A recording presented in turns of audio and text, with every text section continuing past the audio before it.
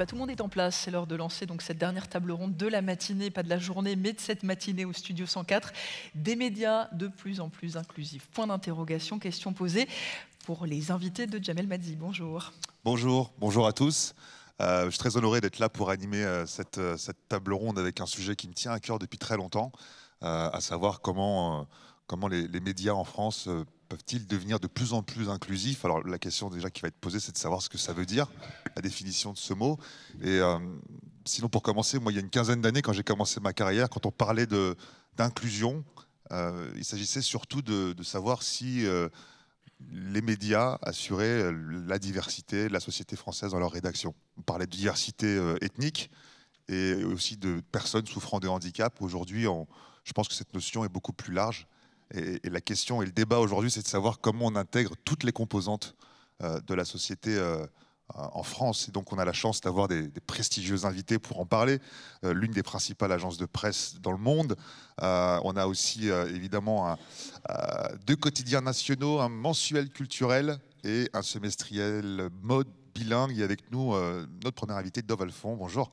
Bonjour. Merci d'être avec nous. Vous êtes le directeur de la rédaction et de la publication du journal Libération. Carole Boinet est avec nous aussi. Bonjour. Bonjour, rédactrice en chef aux Inrocks. Joseph Harker, senior editor Diversity and Development, rédacteur en chef, on peut le dire, chargé du développement de la diversité pour le Guardian. Pascal K. Douglas. Bonjour. Bonjour. Rédacteur en chef pour le magazine Paul, et Jessica Lopez. Vous êtes journaliste adjointe à la rédaction en chef centrale chargée de la diversité à l'agence France Presse. Bonjour. Et c'est intéressant parce qu'on va parler également de ces postes dédiés à ces questions dans vos entreprises, à la fois à l'AFP et au journal The Guardian.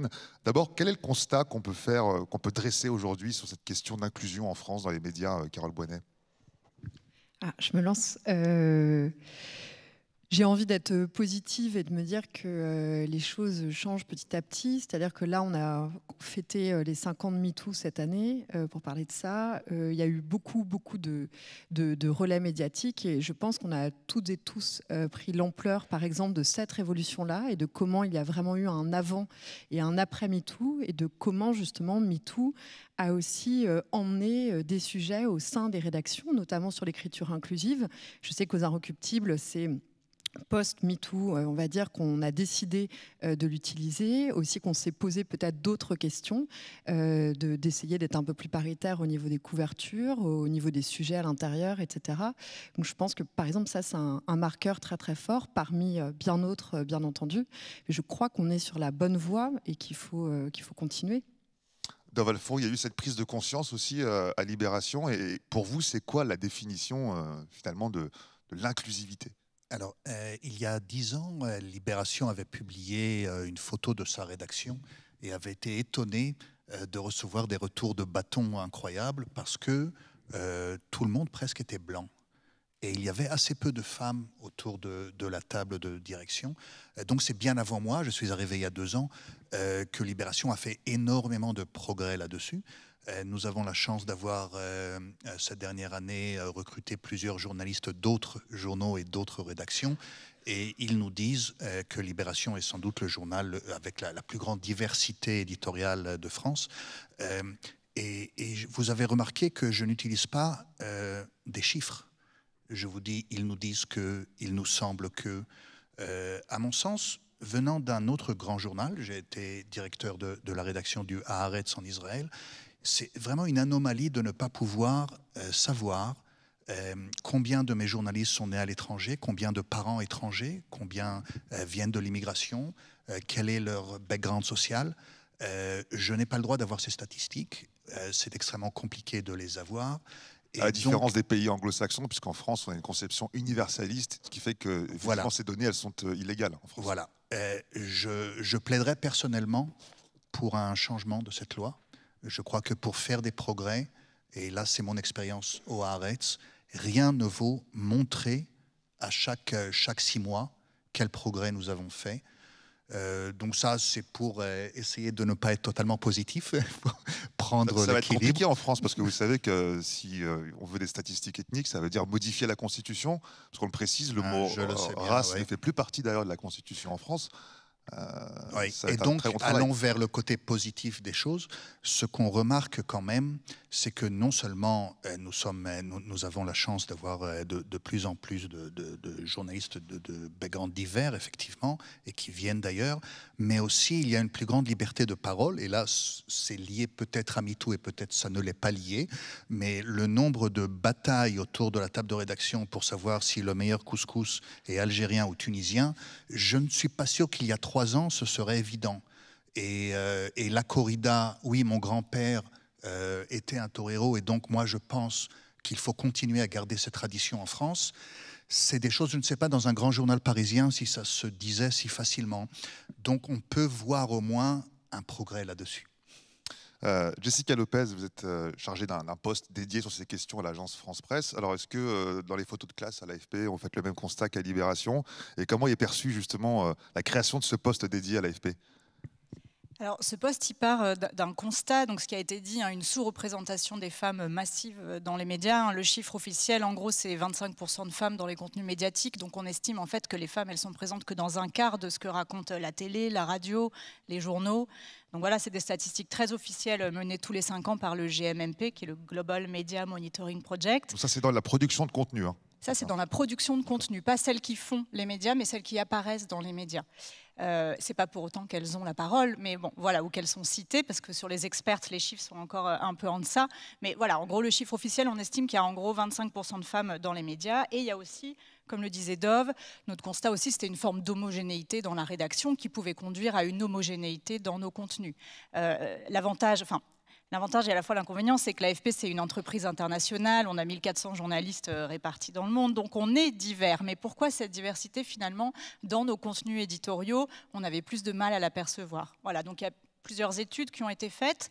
Ce chantier, on l'a démarré en 2017 avec un rapport sur la présence des femmes dans nos contenus, avant le MeToo. Et donc, du coup, ce travail a été fait, il s'est terminé pendant le MeToo. Donc, c'était intéressant aussi de voir, comme vous disiez, l'effet du MeToo, comment ça a influé sur le travail des journalistes.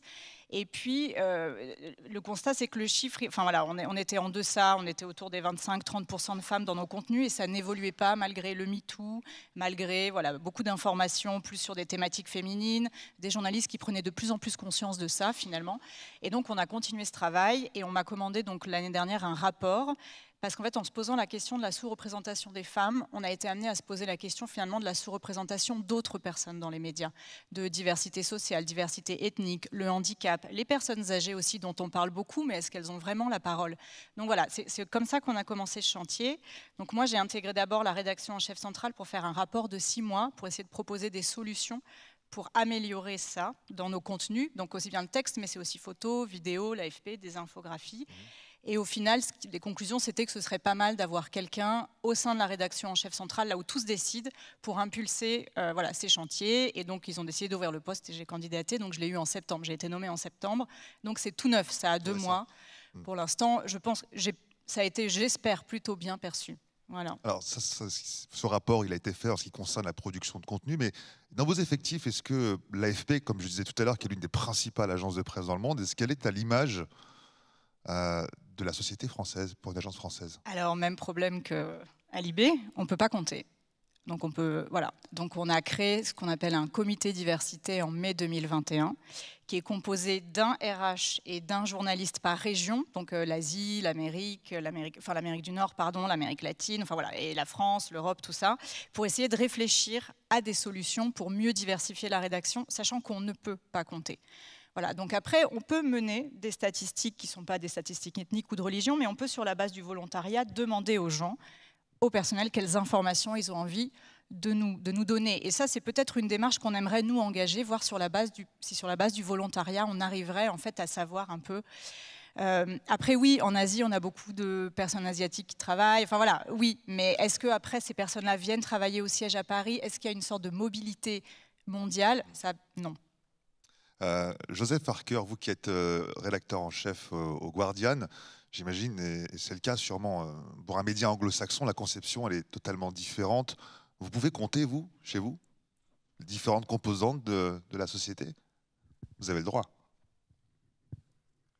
Yes, we do Oui, collect tout à fait. statistics in the UK, and it's Nous actually pouvons effectivement really important and crucial recueillir ce type de statistiques et c'est essentiel. Cela nous permet d'avoir un suivi de la situation. Sinon, ce serait impossible de savoir quel est le niveau de l'inégalité sans pouvoir le calculer.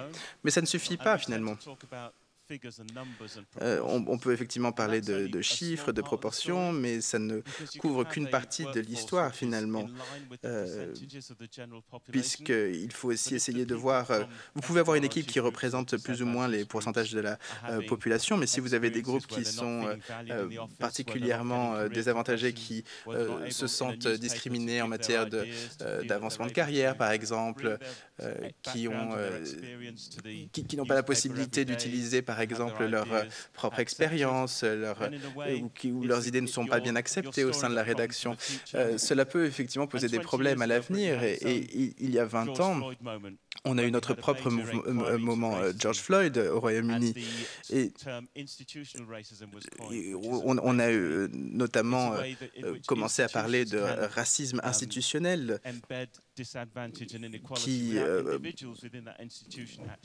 qui vient finalement favoriser ces mouvements structurels où des populations se sentent défavorisées sans pour autant nécessairement être victimes de racisme direct. Mais si par exemple vous avez quelqu'un qui vient de l'université de Cambridge, eh bien, ils seront institutionnellement favorisés. Ou si vous avez quelqu'un qui est blanc, il sera peut-être institutionnellement favorisé. Et on voit que les minorités dans les médias britanniques ressentent beaucoup d'inclusion, ont une expérience qui est généralement négative, et ça c'est quelque chose que l'on doit essayer donc de changer et qui va au-delà des simples statistiques. Et donc au cours des dernières années, on a essayé de renforcer la diversité au sein de nos équipes, mais ces personnes-là auraient des expériences négatives et elles finiraient par partir et on en reviendrait finalement au point de départ. Et donc après George Floyd, finalement, les journaux se sont retrouvés à avoir les mêmes conversations qu'il y a 15-20 ans. Et pourtant, en 15-20 ans, rien n'a changé.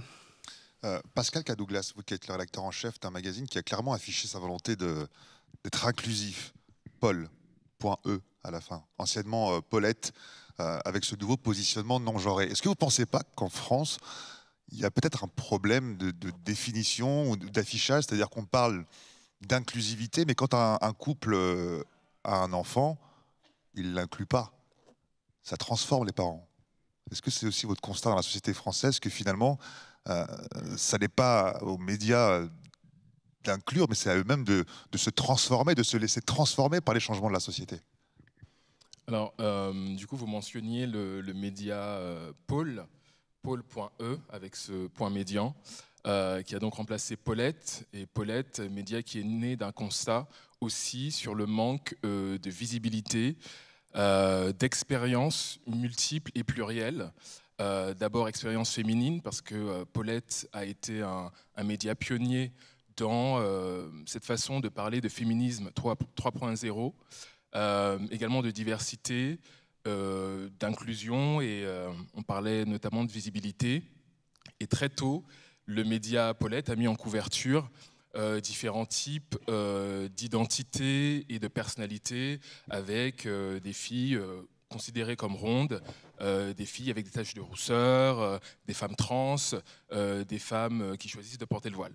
Donc ce sont des choses, et je parle de couverture qui datent de plusieurs années. Donc le média existe depuis 2009, version papier depuis 2012, et depuis on a des couves assez pionnière en effet, et maintenant on se rend compte que d'autres médias un peu plus traditionnels de mode et lifestyle suivent le courant et mettent enfin une personnalité noire qui est connue dans le monde entier et qui vend le plus de disques dans le monde en couverture. Voilà.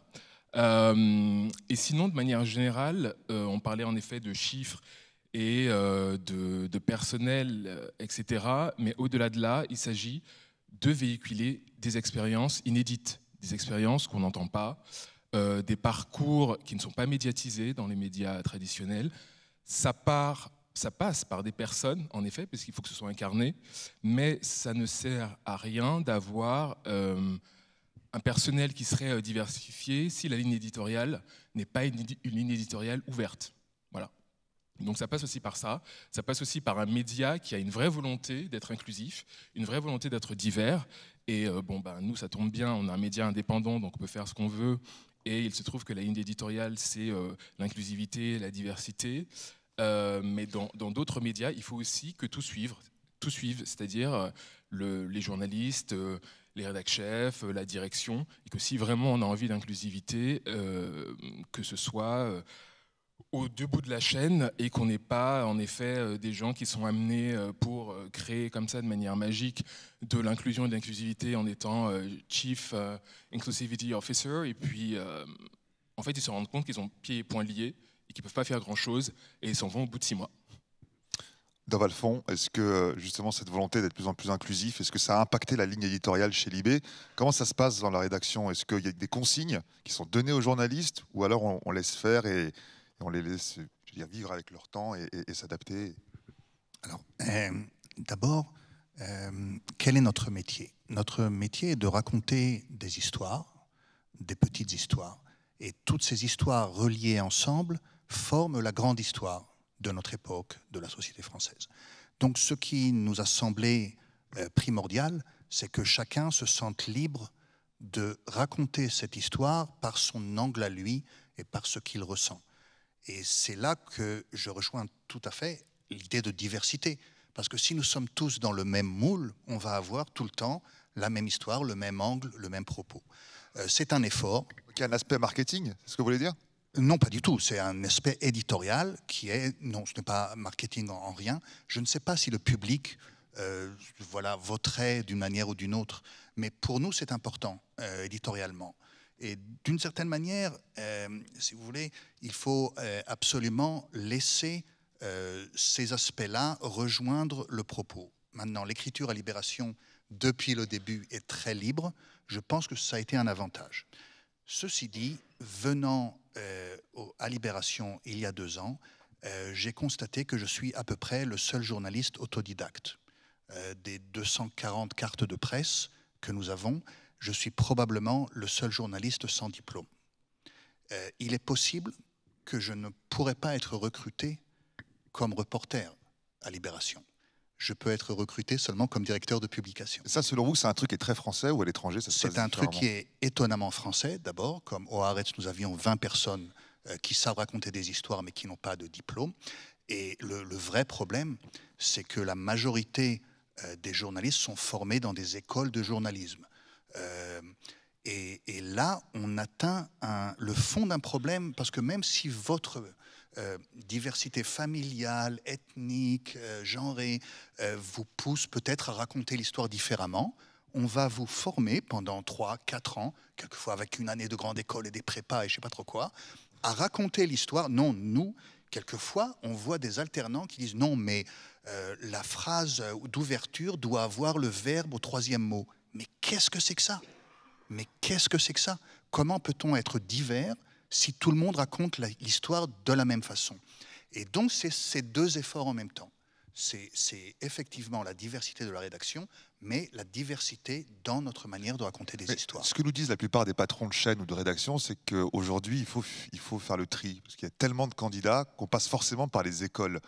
Ces histoires, effectivement, de parcours d'autodidacte, j'en connais certains, ce sont des personnes qui sont plutôt autour de la 50aine, 60aine. Mais est-ce que c'est vrai, ça?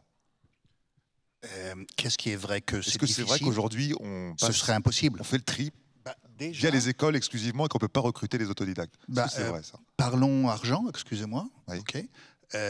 Pour une rédaction, le meilleur moyen de recrutement va être par le nouveau plan alternant d'Emmanuel Macron, puisque pour ne pas le citer. Et là, les différents calculs sont basés sur un étudiant avec au moins un Master 2. Donc, comment pouvez-vous recruter des autodidactes si le gouvernement vous pousse à prendre des alternants qui ont déjà 6 années d'études universitaires?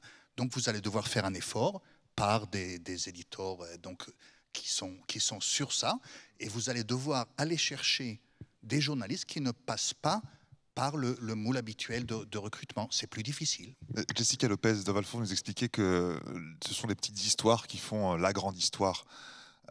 Pour une agence qui a vocation à diffuser des histoires dans le monde entier, J'imagine que c'est pas si simple parce que la société française est arrivée à un certain stade avec toutes ses composantes, mais c'est pas le cas de tout le monde. Je vais vous répondre, je vais juste compléter une petite chose. Moi, je trouve au contraire que dans les écoles de journalisme actuellement, les étudiants sont très sensibles à ces questions, beaucoup plus que nous, on l'était à l'époque. Ils ont des cours, par exemple, sur la place des femmes dans les médias, pourquoi c'est important de diversifier ses sources.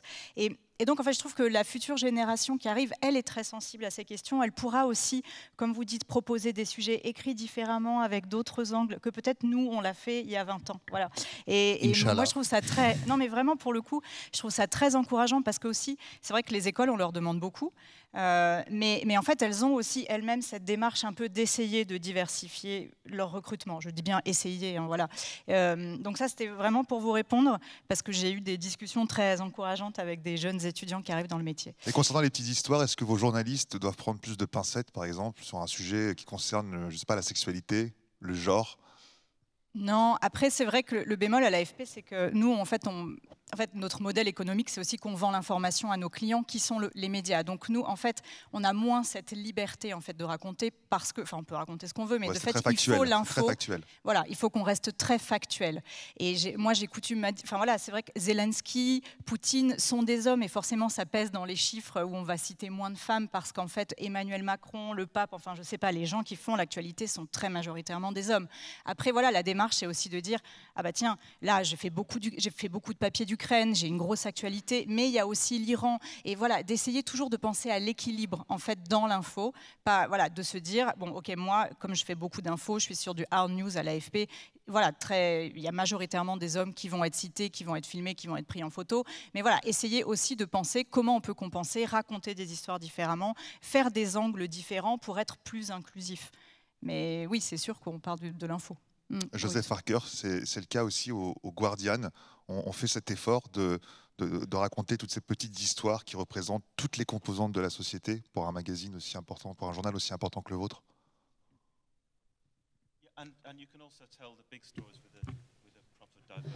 Et on peut aussi partager la grande histoire avec ces petites histoires. Aujourd'hui, bien sûr, nous savons que si nous avons des voix diverses, nous pouvons avoir une meilleure décision. Et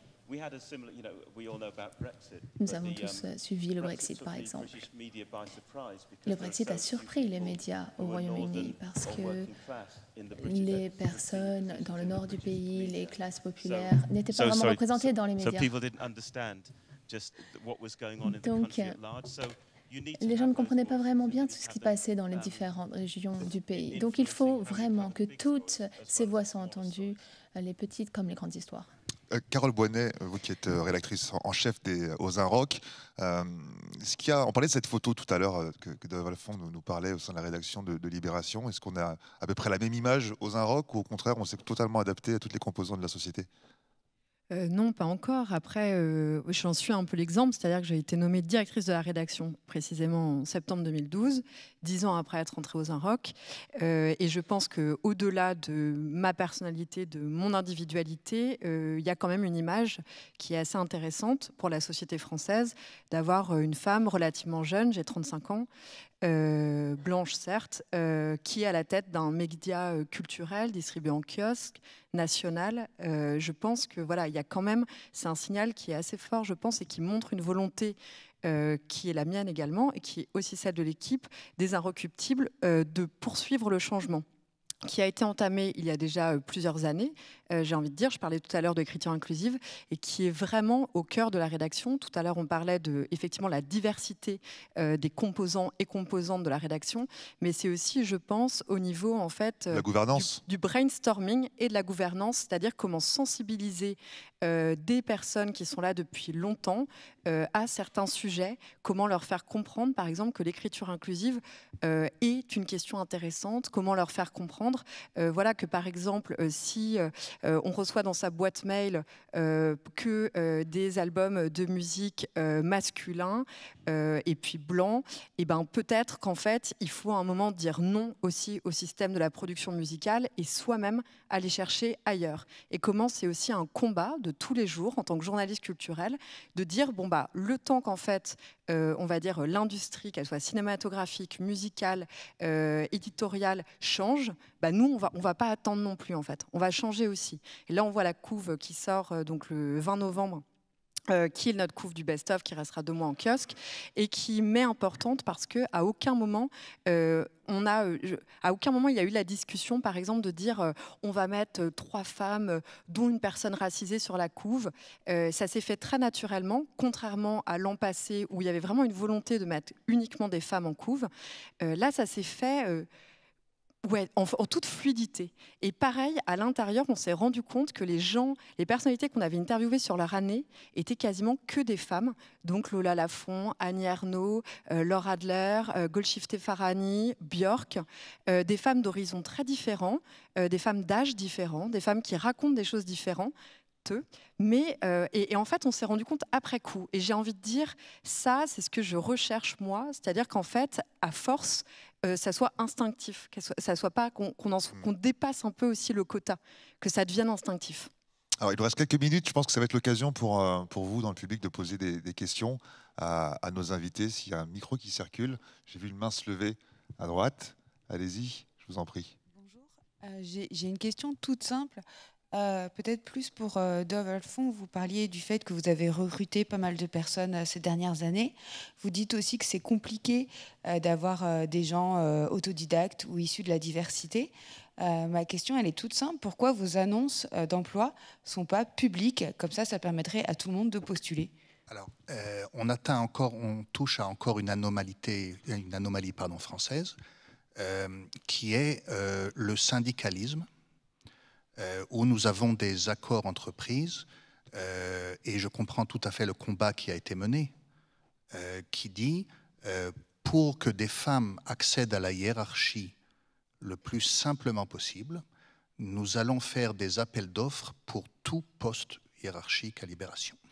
Ça nous a amené à des résultats non seulement encourageants, mais je dirais presque stupéfiants sur la féminisation de la hiérarchie, ou plutôt la parité totale de la hiérarchie à Libération.